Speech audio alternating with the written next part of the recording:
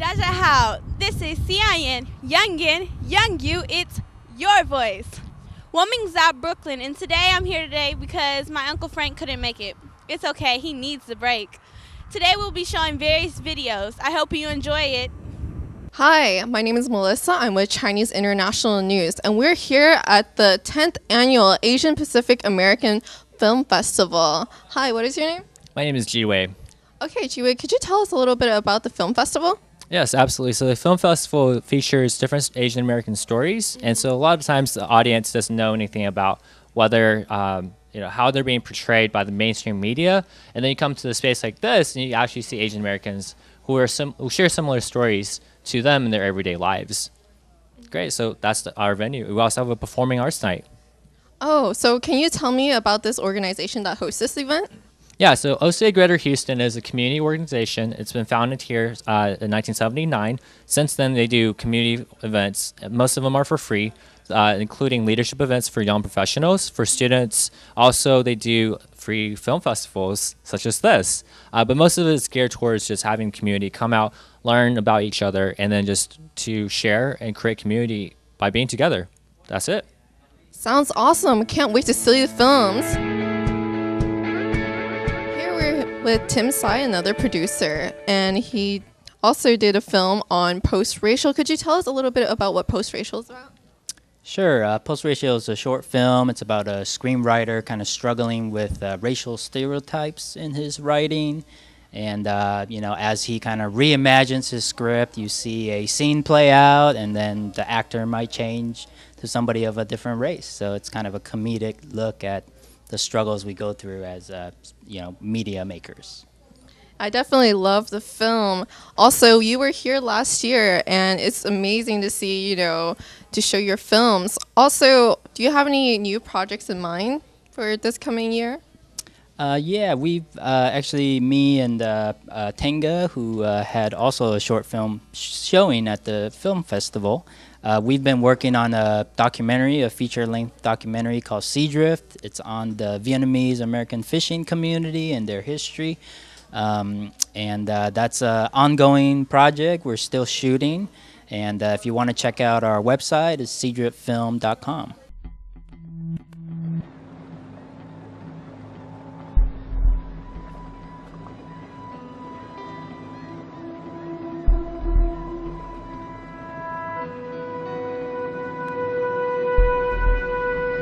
Before Vietnamese came, there was like a handful of us crabbing. A few came, and then a few more came, and they got quite numerous. When my family first came here, we worked day and night, constantly clocking. All we can do is fishing. That's all we can do. We have no skill doing this or doing that or nothing. We come here with empty-handed, and we had to work. When it starts interfering with my family, my livelihood, I start getting involved. Còn trước kia, nó nói đúng mình mới tới đây là Mỹ nó ghét mình lắm. He left his rights behind him in Vietnam, and he's over here now taking my rights away from me. We've had enough. We've had it up to here. This is our country.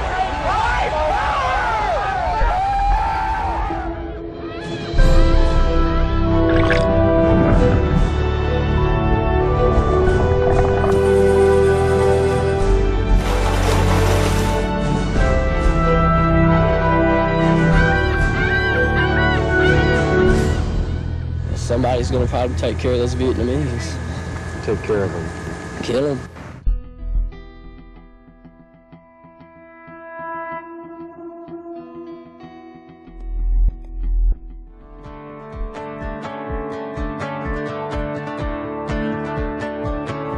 Hi, and we're here with Tanga Nguyen.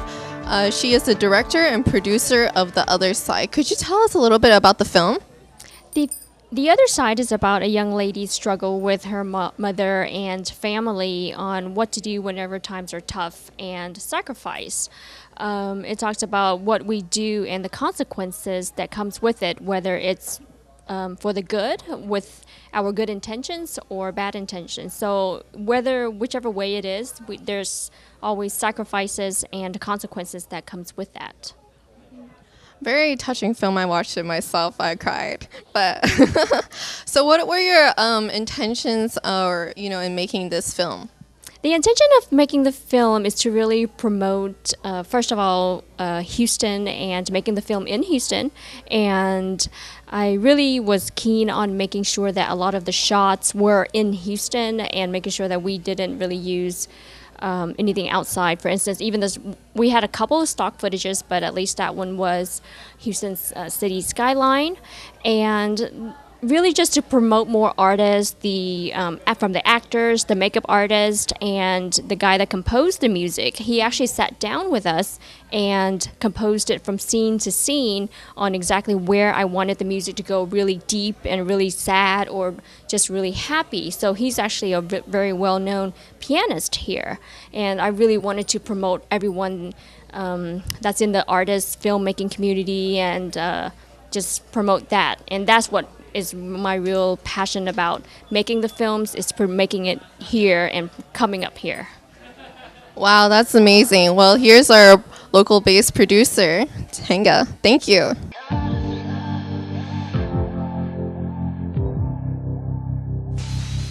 No!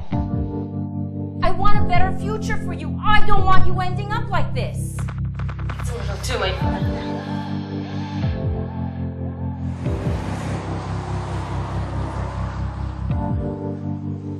Look, I'm giving you an opportunity here.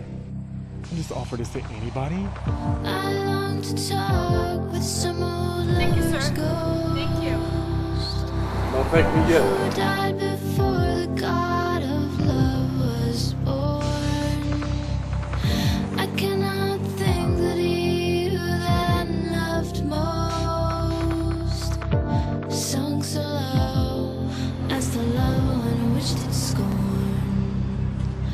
But since this God produced a destiny, and that wise nature custom let it be, I must love her that Samantha, I love you. not me.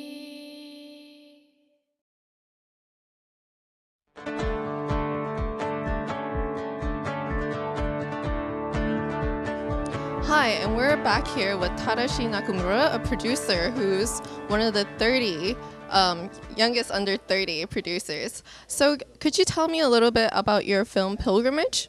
Yeah, Pilgrimage is a short documentary film on the actually first pilgrimage to Manzanar, which was a World War II concentration camp for Japanese Americans. And even though the camp happened during World War II, it wasn't until 1969, during the social movements of the 60s, including the Asian American movement, that a bunch of young Japanese Americans decided to actually go and find out where this place Manzanar was. Because before that time, both the government and the Japanese American community really kind of buried that history. No one talked about it. So the children of those who were incarcerated during World War II actually had no idea it existed.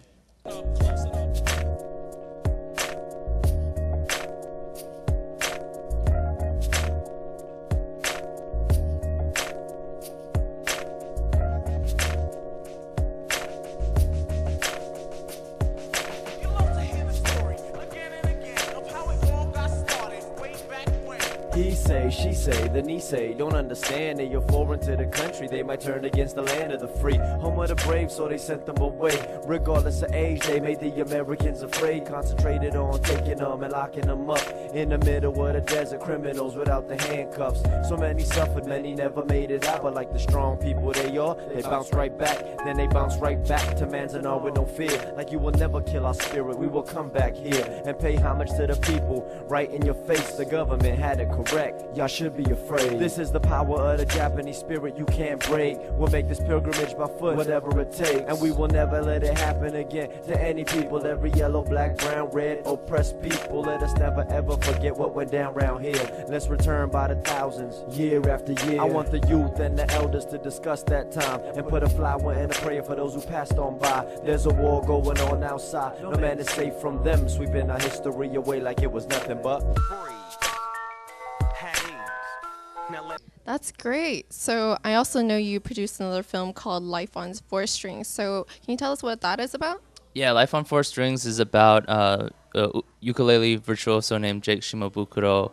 He's a fifth-generation Japanese-American from Hawaii and is pretty much, a living virtuoso.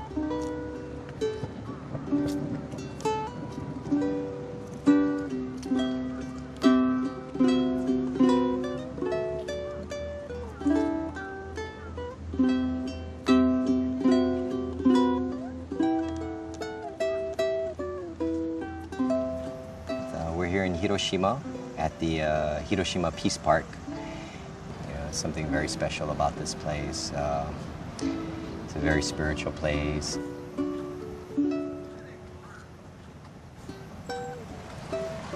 Well, it's really interesting being here, for me, especially being someone, born and raised in Hawaii, as a Japanese American, fifth generation Japanese American, because, the war started in Hawaii. Pearl Harbor. And then now being here in Hiroshima, this is basically where the war ended. I walk through the museum and you read the stories or you see these videos and you see pictures and it's just, it's almost so far out that you can't even relate to it, and you almost feel like that if you try to pretend like you understand or even pretend to relate to it, it's almost disrespectful because you can't ever relate to something like that unless you actually go through it.